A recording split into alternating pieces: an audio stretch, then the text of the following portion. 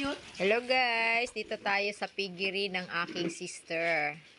Ayan, nagpapakain siya ng baboy. After niya linisan yung kanilang kulungan, pinapakain na niya. Yan na siya.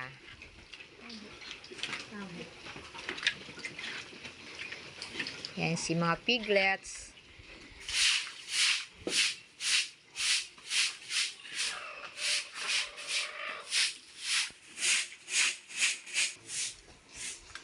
Ito yung nanay niya. May manok pa sa loob. Ay! Ay! Ayan, ito pa yung mga baby niya. Ayan.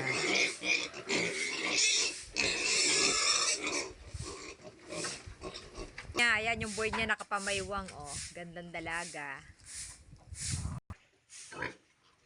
Ayan, ito naman po yung nanay ng bago nilang biik. Si Alona. Si Alona. Pa ng mga newborn babies.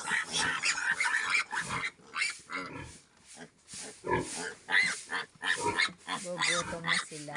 Pan yung guardian nila. Ayan. Huwag lalapit dyan. Matapang yan. Yan ang kanilang guardia. Nakikiramdam.